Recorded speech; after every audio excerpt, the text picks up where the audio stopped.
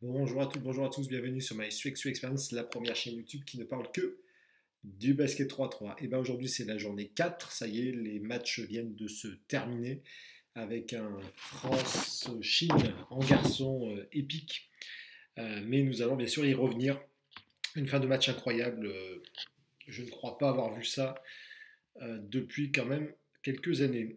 Tout d'abord, avant de parler de l'équipe de France masculine, un petit tour déjà chez les filles et sur la poule B avec le match attendu entre les États-Unis et le Japon.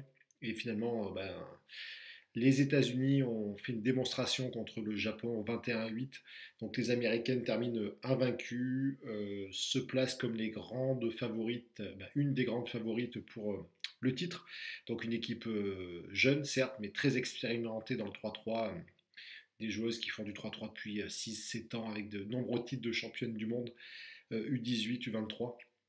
Donc voilà, avec Sarah Strong qui a, je reprends mes notes, 8,3 points par match, 7 rebonds par match, 83% à 2 points, 91% au lancer franc, 67% à 2 points. Voilà, elle est inarrêtable pour l'instant. Donc le Japon prend la deuxième place et les Pays-Bas prennent la troisième. Chez les garçons, dans la poule A, il y avait aussi un autre match, un gros choc attendu, Serbie-Allemagne pour la première place, les Allemands qui étaient invaincus jusqu'au dernier match, et pareil, victoire sans appel des Serbes, 21-9.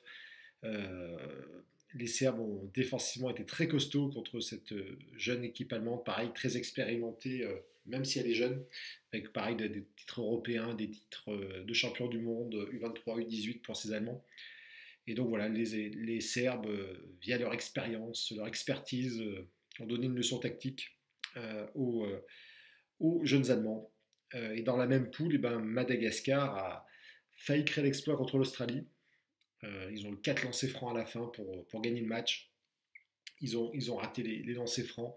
Donc des regrets pour Madagascar qui avait vraiment les lancers francs pour remporter la rencontre. Et puis, c'est pas passé. Donc les Serbes finissent premiers, l'Australie et l'Allemagne complètent les équipes qualifiées pour les play-in. Poule C masculine, et ben là c'est l'équipe de France, donc l'équipe de France qui devait remporter ses deux matchs pour se qualifier. Premier match, France-Canada, 21-16 je crois, donc avec un gros Raphaël Wilson, un grand Raphaël Wilson, 11 points, 7 rebonds. Un match solide, ils ont mis le bon rythme dès le départ du match, ils ont pris un petit peu d'avance et puis ils ont réussi à garder ce temps d'avance jusqu'à la fin. Donc tous les espoirs étaient donnés pour le dernier match, France-Chine, et avec une obligation pour les Français, c'est de gagner le match et en plus de marquer au moins 18 points au minimum pour pouvoir se qualifier. Voilà. Et donc les Français à 2 minutes 40 sont plutôt dans la course, hein, il y a 11 partout. À ce moment-là, il y a des lancers francs. Franck Seguela aussi a deux lancers francs derrière et ils arrivent à monter à 15-11 à 2 minutes de la fin. Donc voilà, il reste 2 minutes pour marquer 3 points. Et puis ça se passe pas comme prévu. Beaucoup, beaucoup de maladresse. 0 sur 13 à 2 points dans ce match-là. Et ils se retrouvent à 1 seconde de la fin à mener de 1 point. Et donc là, c'est là que ça commence à être un petit peu épique ce match, puisque Franck Sigla fait exprès de se prendre une faute technique pour laisser les Chinois égaliser et espérer mettre ces 2 points en prolongation. Donc les Chinois ratent le lancer franc de la technique. Donc Franck Sigla refait une technique derrière, donc de nouveaux lancers francs pour les Chinois qui égalisent. Et sur la dernière possession, rien ne se passe, donc il y a 16 partout. Et donc prolongation. Et en prolongation, malheureusement pour les Français, ça va être 18-16 pour les Chinois et un panier un petit peu fou à la fin avec une claquette spectaculaire avec une passe derrière le panneau.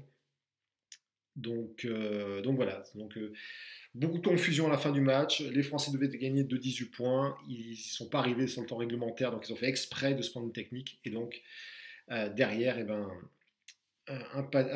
des techniques volontaires et un panier gag un petit peu sur la dernière possession. Donc la France quitte la compétition. Donc après un scénario totalement fou, je pense beaucoup de regrets. Malheureusement, voilà, c'est la loi du sport. Donc ce qui va nous donner pour demain les play-in avec en filles Hongrie, Pays-Bas, Japon, Canada Pologne-Germanie et Mongolie contre Chine. Et ces vainqueurs de ces rencontres seront qualifiés pour les quarts de finale qui auront lieu samedi. Donc où l'Australie, l'Espagne, la France et les États-Unis sont déjà qualifiés. Chez les hommes,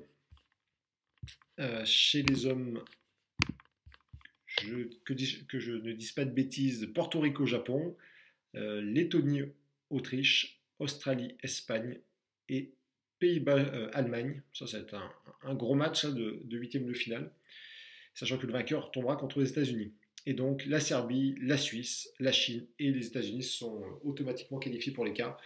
Donc oui, des grosses surprises quand même de retrouver la Suisse et la Chine directement par les quarts, et des grosses équipes comme la Lettonie, comme l'Autriche, les champions d'Europe, comme l'Australie, champion d'Asie, comme l'Espagne, comme l'Allemagne, comme les Pays-Bas en play-in.